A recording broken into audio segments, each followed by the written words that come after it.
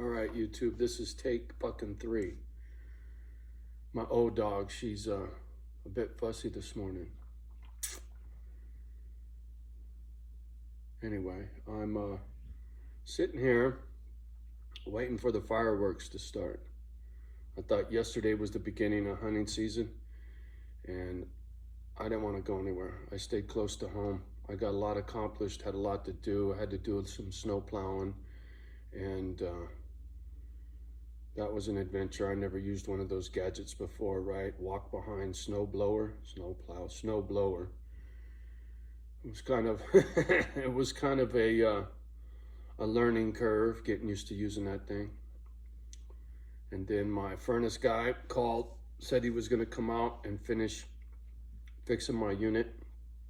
He did. We had a great conversation, chatted it up like a couple of old friends. And right before he split, I said to him, hey man, could I pay you guys in silver? Could you call the boss and ask him if he would accept silver for payment instead of $100 bills or whatever? I don't know what the service call is gonna cost me.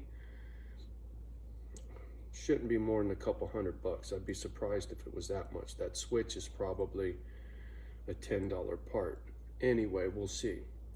If it goes like it did with the vet charged me $800 for a little antibiotic ointment for my doggy's ear and some blood work, right? It was terrible. So anyway, we'll find out.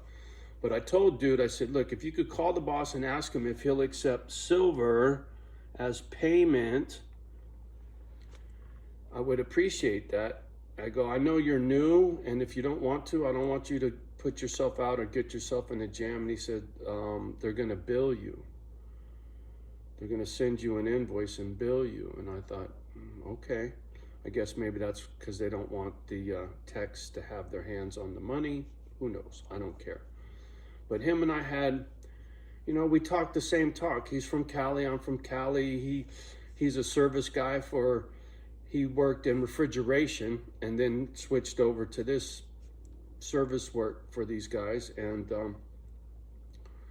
so I handed homie one of my silver eagles out of a tube, a 2011 eagle.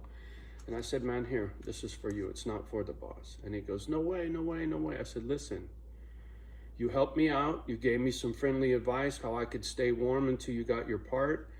I'm very grateful and I'm very appreciative. And in my world, you show the ones you love that you appreciate, you know?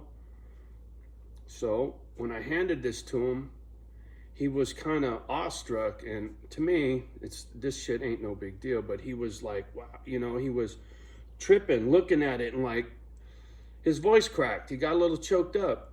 And I said, look, man, you'll never forget this day. Here, a crazy fucking old man covered in tattoos broke you off a piece of silver to show his appreciation, man. This is how the world's supposed to work, right? That paying it forward, being a part of the human race, right? You got to walk the walk if you're going to talk the talk. And that's what I was telling him, right? I said, my little YouTube channel, I'm trying to do this dog rescue thing. Coming up to this town was part of the plan. And then I got fucked off because of where I come from. And I know he's been fucked off because of his skin color up here. And so we chatted a little bit about that. He was pretty tight-lipped. He didn't want to talk too much about, you know, being hated on, but he did say he was relieved when he saw me with the tattoos because he knew I wasn't, didn't look like the rest of these folks up this way, right? So as he's telling me, you know, thank you for the little piece of silver, his voice was cracking and he was choked up and he's like, I'm gonna give this to my son. I said, you're never gonna forget this day, right? And I dropped a comment on a gentleman's video. Oh, there's the first gunshot. Who was a black gentleman. And from what I can tell, he's been to the pen, but he was talking about the N-bomb. And he was saying, man, anybody got a comment? He was talking about the white folk, the brown folk, the Asian folk, about how they feel it's okay to use the N-bomb. And I have a very strong opinion on that topic because of my childhood. And some of the things he was saying, I totally related with, but I wanted to have a conversation with dude. So I reached out to him and I said, hey man, can we talk? I go, I ain't trying to stir no pot, but I got something pretty interesting to say. I come from a very unique background, and I think we could have a really good conversation on this topic. And then he responded back and he's like, yeah, man, I would like that. He said something about that's how things start, is with the conversation. And I got back at him, I said, exactly. So here's my phone number. Give me a call whenever you want, and let's chop this up. I look forward to talking to this gentleman. Like I said, he's a black guy that's been to the pen. He had some Frisco shit hanging in the background, but he was dressed in blue with New York shit on. So I don't know if he's a banger or not, or this or that. I really don't know, and I don't fucking care. What I care about is having a conversation, right? That shit's important to me. Very important to me. You know, like I said before, I reached out to some essays, got cold shoulder, and hadn't reached out to anybody that was black. And because the couple times I had interaction, it was really foul. And was like, well, fuck it, I ain't even gonna try.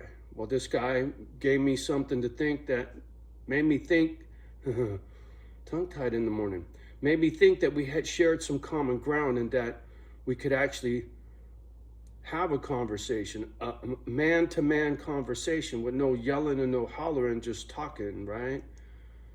I appreciate that. I do. What I don't appreciate is a hater. You know, on this little YouTube channel, I met some really good folks. This backdrop, that's Petey, the mascot from one of our misfits out there, this young lady, Mona. I hope you're still out there, girlfriend. Miss you. I miss a lot of people from back in the day. I had a little following, and then, you know, my train wreckness chases people off quickly, man. It's a trip. And I get it, right? Nobody wants to hear me yelling and screaming. But I'm learning. I'm learning to have a conversation without yelling and screaming. I'm learning how to keep my broken in the middle, right? No yelling, no crying, just talking, right? It's very important to me. It's not always easy to control my emotions. For some people, it's real easy. You're cold-blooded like that. Me, I'm not. Quite the opposite. I'm very hot-blooded. But yeah. So I told the dude who helped fix the furnace that once I get the invoice, I was going to come down to the shop and pay him, and I'll bring some of this with me, and I'll bring some cash with me, and we'll see what he takes, right? We'll see. You know, like my surveyor, he'll be here at the end of the month. Hunting season's over on the 29th. He said it would be after the 29th, so who knows, the 30th, 31st, the end of this month, the beginning of next month. I'll see if he'll go on being in a video with me, showing the exchange, right? Maybe just from the chest down, so if he's camera shy, but if he don't care and he wants his company name and all that, because there's nothing illegal about paying somebody in silver for their labor, right? It's his own business. He can do whatever the fuck he wants to do, you know? It's just like if I came to your house and said, I'm gonna mow the lawn, and you said, hey, I'm gonna give you a steak dinner for mowing the lawn. I'd be like, fucking cool. A steak dinner's $2,500. Or 2,500 bucks, 25 bucks. And I was only gonna hit him up for 10 bucks to mow the lawn. So I'm up 15 on a steak dinner. So there's lots of ways to chop shit up in life, but without a conversation, it'll never happen.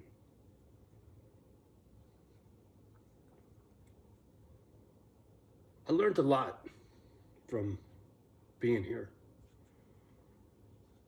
I learned a lot about myself. I learned a lot about other parts of this country, the way other people behave. You know, these bumpkins, these crackers as I call them. I'm not used to being around white people that act like this, right? That hate on other white people. Recently, I got some of that on the gadget for screaming at a rebel flag and the word honky, right? Somebody gets at me sideways, that's from that mentality, because I'm not, right? Race trader, whatever, in lover, blah, blah, blah. Wigger. You know what a wigger is? That's a wannabe and N-bomb. I've been called all that shit, man. Why do you think I call these motherfuckers crackers, right? You want to act like a cracker, I'm going to call you a cracker. It ain't got nothing to do with your fucking skin color. Same thing with the N-bomb.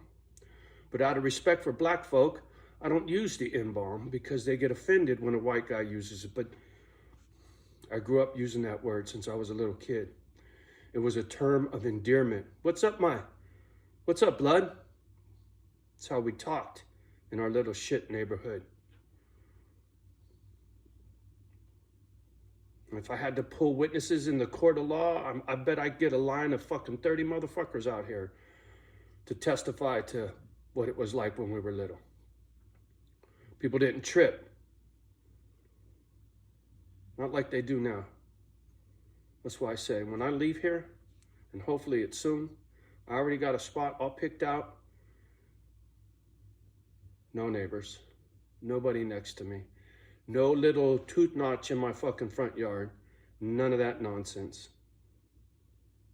And whoever's in the area that I live in, I'll be making friends, not enemies, right?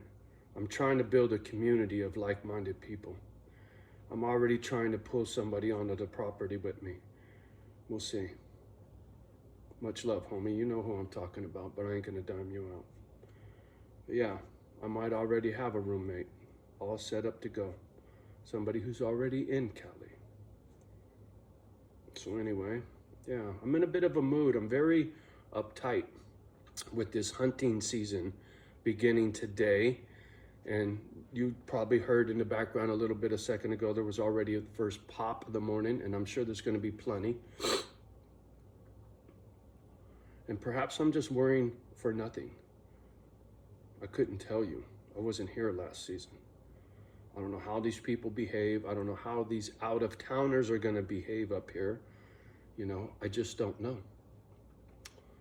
I'm going to find out. So, just a quick update.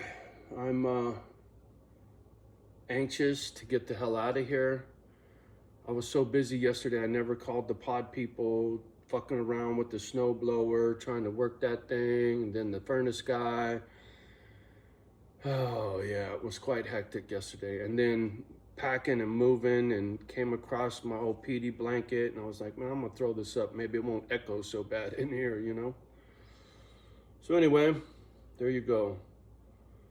Good morning, good morning, good morning from the North Woods. Oh, mama dog, she's eyeballing me. She's tripping on something. And it's probably the gunfire, because I know when I was out front plinking, she pissed on the floor in here. It makes her nervous when she hears gunfire. So I'm gonna babysit my babies, keep cleaning, keep packing, and Cali, here I come. All right, y'all, have a beautiful day. Much love and respect from me and the girls. Hear that ring?